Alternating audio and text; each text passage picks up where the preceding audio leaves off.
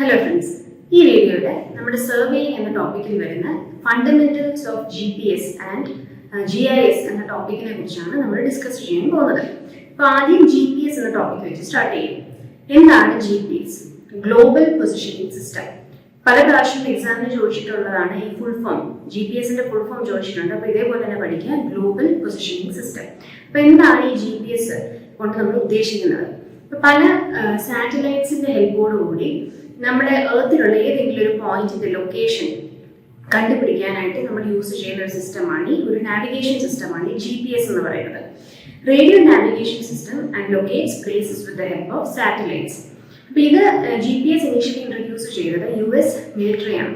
US air force ആണ് 1993 GPSന്റെ functioning തുടങ്ങിയിരിക്കുന്നത്. The components of the global positioning system are.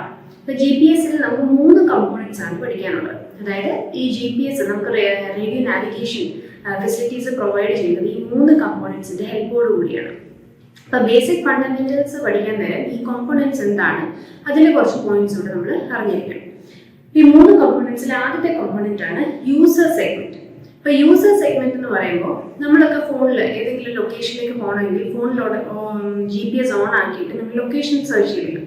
ഇപ്പോൾ റിസീവർ സാറ്റലൈറ്റ് ആ ലൊക്കേഷൻ കണ്ടുപിടിച്ച് നമുക്ക് തിരിച്ചയച്ചു തരുമ്പോൾ നമ്മുടെ റിസീവർ യൂണിറ്റിനെയാണ് നമ്മൾ യൂസർ സെഗ്മെന്റ് എന്ന് വിളിക്കുന്നത്. അതായത് ഒന്നുകിൽ സിവിലിയൻ യൂസേഴ്സ് ആകാം, അല്ലെങ്കിൽ മിലിറ്ററി യൂസേഴ്സ് ആകാം. മിലിറ്ററി യൂസേഴ്സ് എന്ന് പറയുമ്പോൾ മിലിറ്ററി ആപ്ലിക്കേഷൻസിന് വേണ്ടിയിട്ട് ഈ എർത്തിൽ ഏതെങ്കിലും ഒരു പോയിന്റിൽ ലൊക്കേഷൻ കണ്ടുപിടിക്കുന്നു, മിലിറ്ററി ആപ്ലിക്കേഷൻസിന് വേണ്ടിയിട്ട്. അപ്പോൾ അതാണ് മിലിറ്ററി യൂസിൽ വരുന്നത്. സിവിലിയൻ യൂസ് ആണ് നമ്മൾ യൂസ് ചെയ്യുന്നത്. അതായത് എവിടെയും പർട്ടിക്കുലർ പോയിന്റിലേക്ക് പോകണമെങ്കിൽ നമ്മൾ മൊബൈൽ ഫോൺസിൽ ലൊക്കേഷൻ GPS ഓണാക്കി ലൊക്കേഷൻ കണ്ടുപിടിക്കുന്നത് സിവിലിയൻ യൂസേജ് ആണ്. അപ്പോൾ ഇതേപോലത്തെ റിസീവേഴ്സ് ഉള്ള സെഗ്മെന്റ്സിനെയാണ് നമ്മൾ യൂസർ സെഗ്മെന്റ് എന്ന് വിളിക്കുന്നത്. User segment is A receiver unit that receives the signals from the satellite. ഇനി ഇവിടെ ഓർത്തിരിക്കേണ്ട ഒരു പോയിന്റ്, ഒരു ഇമ്പോർട്ടൻറ്റ് പോയിന്റ് ആണ് ഈ യൂസർ സെഗ്മെന്റിൽ യൂസ് ചെയ്യുന്ന ക്ലോക്കിന്റെ accuracy. It works on watts clock accuracy. ഇതൊരു പ്രാവശ്യം എക്സാമിന് ചോദിച്ചിരുന്നു. യൂസർ സെഗ്മെന്റിന്റെയും സ്പേസ് സെഗ്മെന്റിനെയും യൂസ് ചെയ്യുന്ന ക്ലോക്സിന്റെ ആക്യുറസിയെ കുറിച്ച് ക്വസ്റ്റ്യൻ വന്നിരുന്നു. അപ്പോൾ അതുകൊണ്ട് ഇത് ഓർത്തിരിക്കുക, user segment works on watts clock accuracy. അടുത്തത് സ്പേസ് സെഗ്മെന്റ്. അപ്പം നേരത്തെ പറഞ്ഞിരുന്നു എർത്തിന് പുറത്ത് കുറേ സാറ്റലൈറ്റ്സ് ഉണ്ട്. ഈ സാറ്റലൈറ്റ്സ് ആണ് നമുക്ക് ഈ റേഡിയോ നാവിഗേഷൻ ഫെസിലിറ്റീസ് പ്രൊവൈഡ് ചെയ്യുന്നത്. 24 സാറ്റലൈറ്റ്സ് ആണ് GPS-ന്റെ ഈ സ്പേസ് സെഗ്മെന്റിൽ വരുന്നത്. ഈ 24 സാറ്റലൈറ്റ്സും എർത്തിന് ചുറ്റും ഇങ്ങനെ കണ്ടിന്യൂസ് ആയിട്ട് റൊട്ടേറ്റ് ചെയ്തുകൊണ്ടിരിക്കുന്നു. 24 earth orbiting satellites in 12 hour near circular orbits. അതായത് ഒരു സാറ്റലൈറ്റിന് എർത്തിനെ ചുറ്റി വരാനായിട്ട് 12 മണിക്കൂർ വേണ്ടി വരും.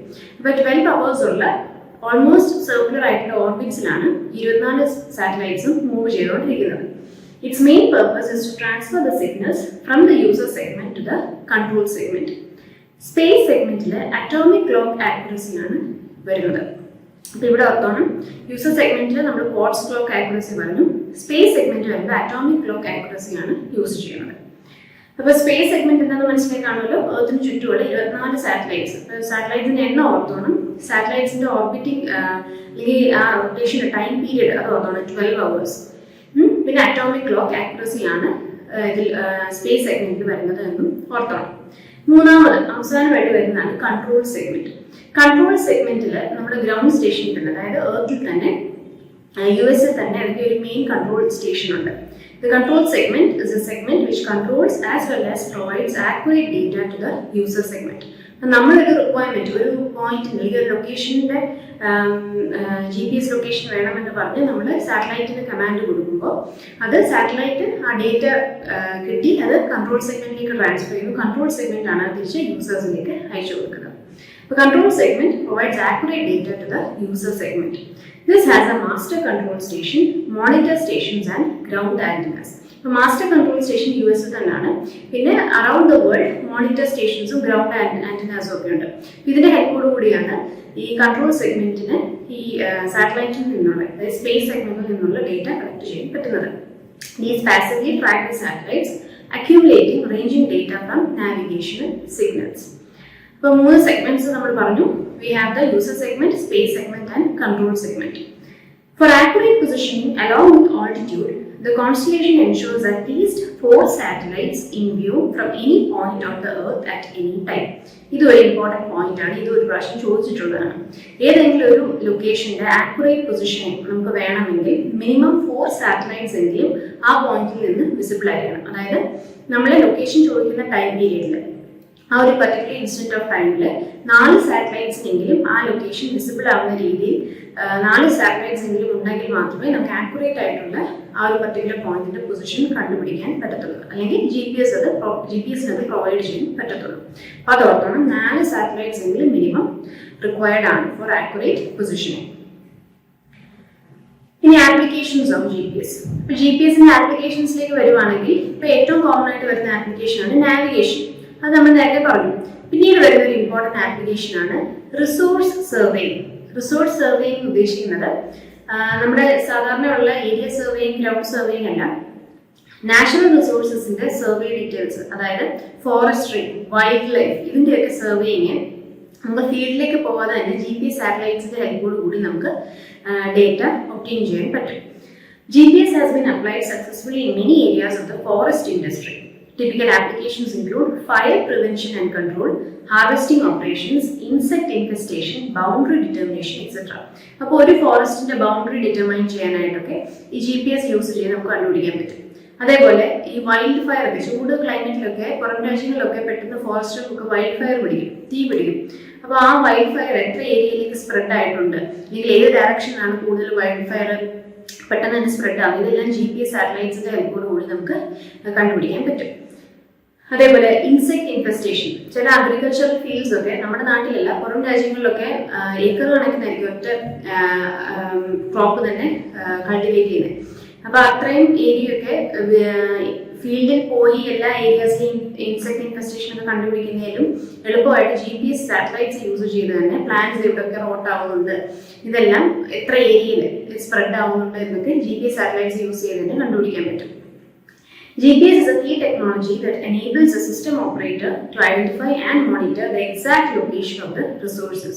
ഇപ്പോൾ ചില വൈൽഡ് ലൈഫ് ചാനൽസ് ഒക്കെ നമ്മൾ കാണുവാണെങ്കിൽ അതിൽ ചില ഇപ്പം ഫോർ എക്സാമ്പിൾ നമ്മൾ വലിയൊരു ഫോറസ്റ്റ് ഏരിയ എടുക്കുമ്പോൾ തന്നെ ചില ആനിമൽസിൻ്റെ ഏതെങ്കിലും പെർട്ടിക്കുലർ ആനിമലിൻ്റെ ആക്ടിവിറ്റി ഏരിയ, ഇപ്പം സിംഹങ്ങളിലൊക്കെ ആക്ടിവിറ്റി ഏരിയ ഇതാണ്, അല്ലെങ്കിൽ എലിഫൻസ് മൂവ് ചെയ്യുന്നത്, അല്ലെങ്കിൽ അതേപോലെ മൈഗ്രേറ്ററി ബേർഡ്സ് ഒക്കെ മൂവ് ചെയ്യുന്നതെല്ലാം നമുക്ക് ഈ ജി പി എസിന്റെ ഹെൽപ്പോട് കൂടി തന്നെ ലൊക്കേറ്റ് ചെയ്യാൻ പറ്റും.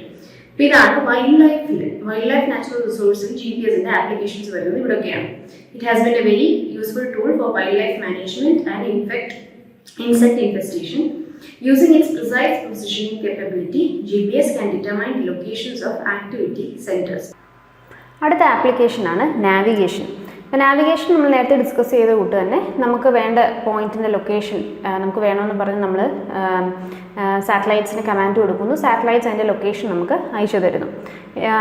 നമ്മൾ റോഡ് വേസ് അല്ലെങ്കിൽ റോഡിൽ കൂടെ ഉള്ള അല്ലെങ്കിൽ എർത്തിൻ്റെ സർഫസിന് മുകളിൽ കൂടെ ഉള്ള നാവിഗേഷൻ മാത്രമല്ല, എയർക്രാഫ്റ്റ്സിനും ജി പി എസിൻ്റെ ഹെൽപ്പോട് കൂടിയാണ് നാവിഗേഷൻ നടക്കുന്നത്. എയർക്രാഫ്റ്റ്സ്, അതേപോലെ വാട്ടർ ബോഡീസിൽ കൂടെ പോകുന്ന ഷിപ്സിനും ബോട്ട്സിനും എല്ലാം ജി പി എസ് യൂസ്ഫുൾ ആവുന്നുണ്ട്.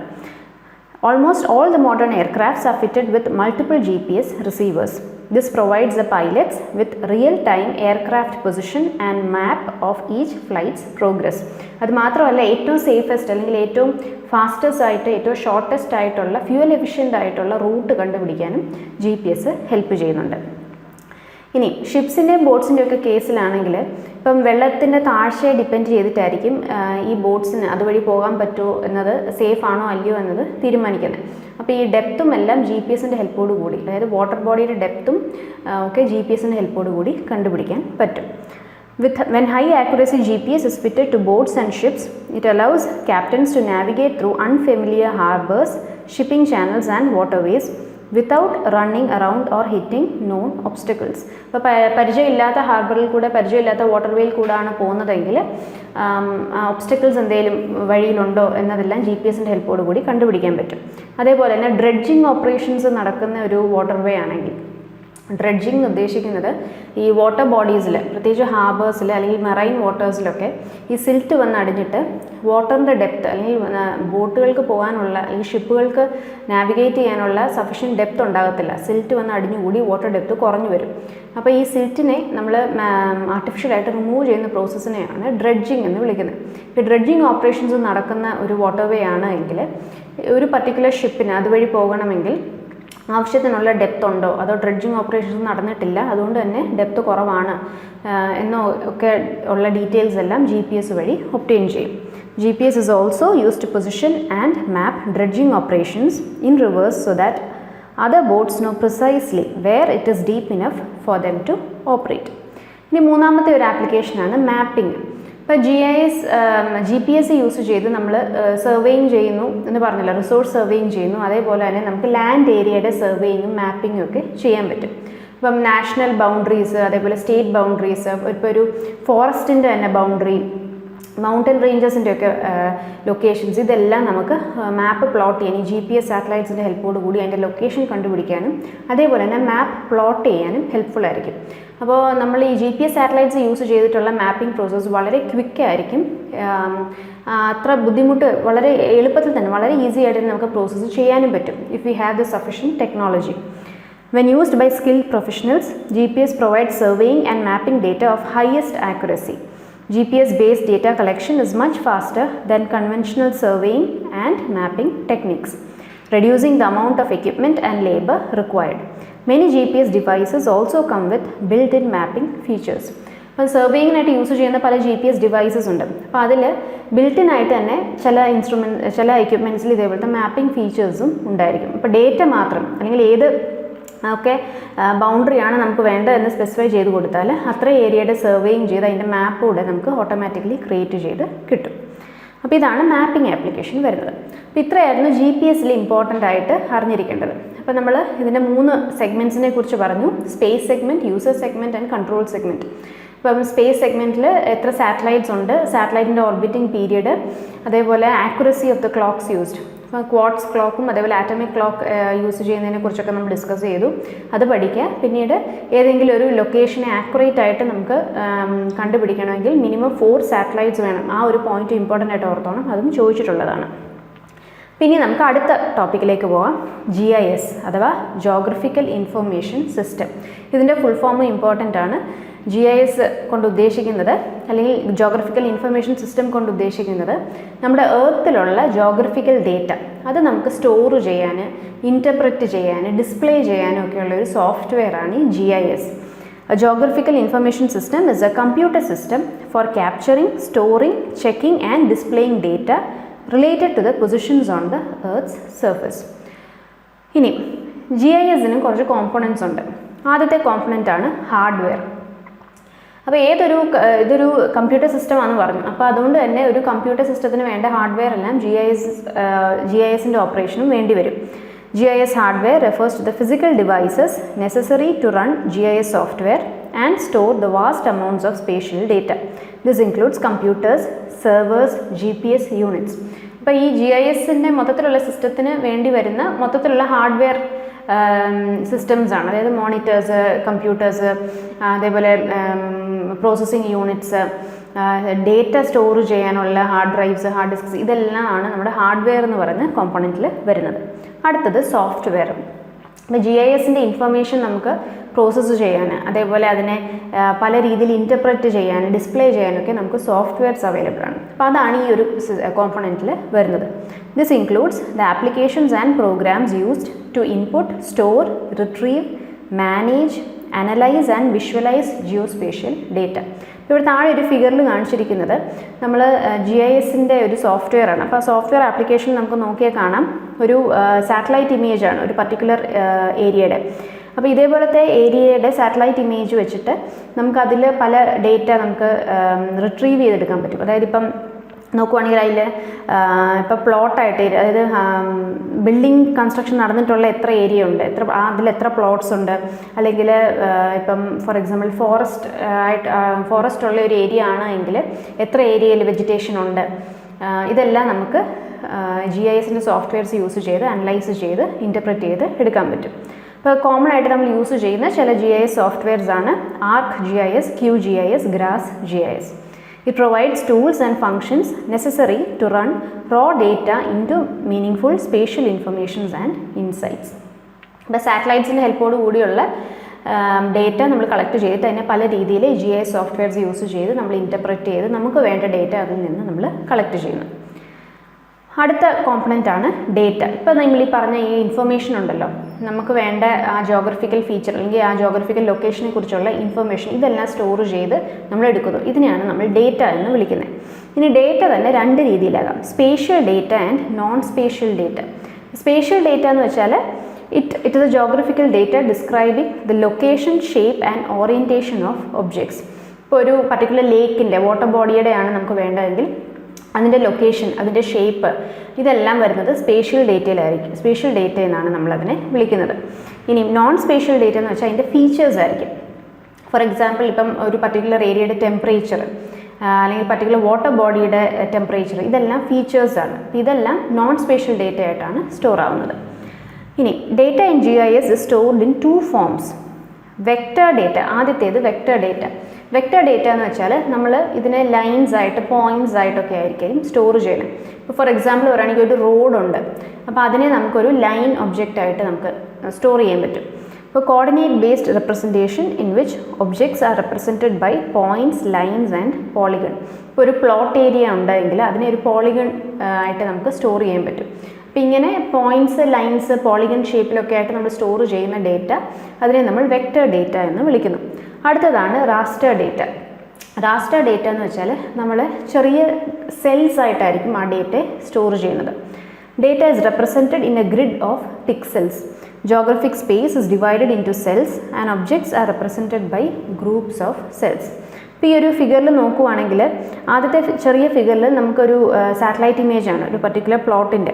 അപ്പോൾ അതിലെ ഒരു ചെറിയ ഏരിയ മാത്രം സൂം ചെയ്തെടുക്കുമ്പോൾ നമുക്കതിൽ കാണാം, സൂക്ഷിച്ച് നോക്കുമ്പോൾ ഓരോ പിക്സൽ, അതായത് ഓരോ സെൽസ് ആയിട്ടായിരിക്കും ആ ഏരിയ ഗ്രൂപ്പ് ചെയ്ത് വെച്ചിരിക്കുന്നത്. ഇപ്പോൾ ഇതിലൊരു മരം വരുന്ന ഒരു ലൊക്കേഷൻ ഒരു ഗ്രൂപ്പ് ഓഫ് സെൽസ് ആയിട്ടായിരിക്കും കാണിക്കുന്നത്.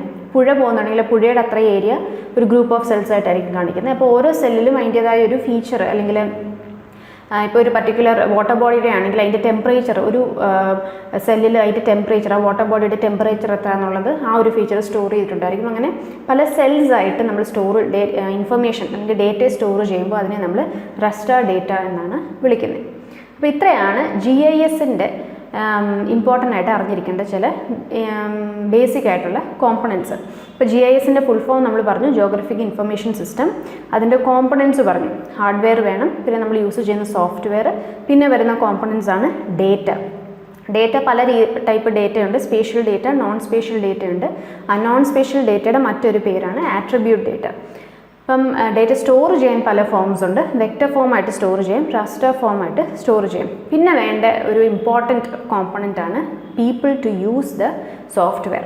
ഈ GIS സോഫ്റ്റ്വെയറിന് വേണ്ട ഡേറ്റ കളക്ട് ചെയ്യാൻ, അല്ലെങ്കിൽ അതെങ്ങനെ മാനേജ് ചെയ്യണം, അല്ലെങ്കിൽ സോഫ്റ്റ്വെയർസ് റൺ ചെയ്യാൻ, അപ്പോൾ ഇതിനെല്ലാം വേണ്ട ടെക്നീഷ്യൻസ്, അനലിസ്റ്റിൻ്റെ ഒക്കെ ആവശ്യം വരുന്നുണ്ട്. അപ്പോൾ ഇതും people are also one of the components of GIS. ഇപ്പോൾ GISൻ്റെ ഇമ്പോർട്ടൻറ്റ് കോമ്പണൻസ് പറയുന്നതിൽ people also include one of the important components. അപ്പോൾ ഇത്രയാണ് GISൽ ഇമ്പോർട്ടൻ്റ് ആയിട്ട് അറിഞ്ഞിരിക്കേണ്ടത്.